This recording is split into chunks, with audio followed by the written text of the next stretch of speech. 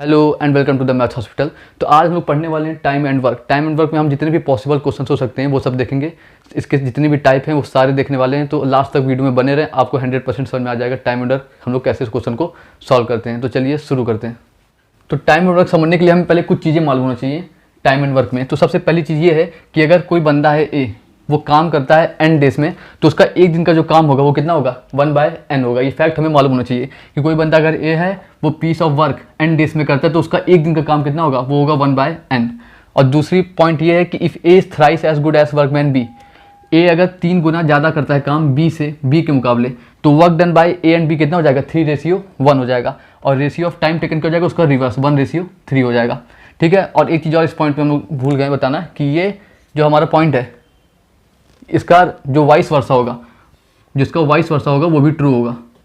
Vice versa मतलब कैसे कि अगर कोई बंदा ए है उसका एक दिन का काम कितना 1/n, तो उसका होल वर्क जो होगा, उसका जो होल वर्क होगा वो कितने दिन में होगा, वो n डेज में होगा। तो ये पॉइंट हमें जानना बहुत जरूरी था टाइम एंड वर्क को शुरू करने के लिए।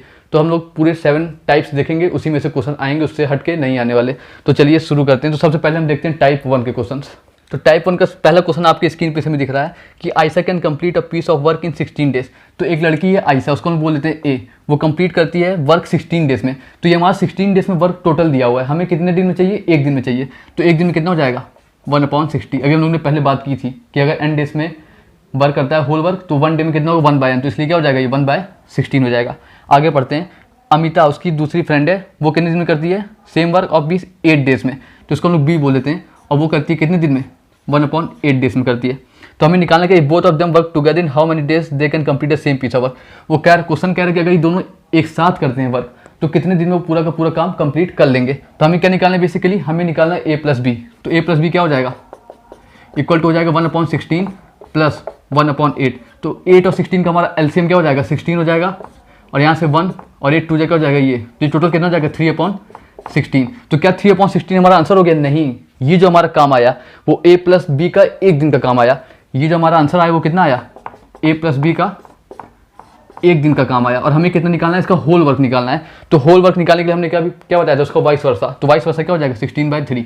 तो 16/3 हमारा क्या हो जाएगा, आंसर हो जाएगा। तो कौन सा ऑप्शन, बी ऑप्शन हमारा क्या हो जाएगा, आंसर हो जाएगा।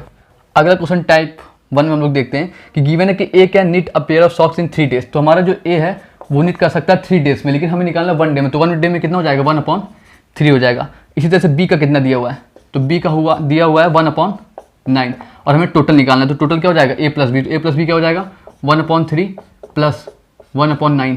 तो ये कितना हो जाएगा 9, ये 3 और ये 4/9। तो क्या 4/9 हमारा आंसर हो गया, नहीं। ये जो काम आया ये एक दिन का आया, हमें कितना निकालना है, होल वर्क निकालना है।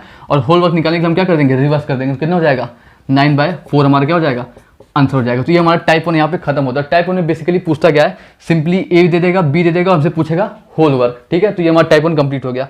अब हम देखते हैं टाइप 2।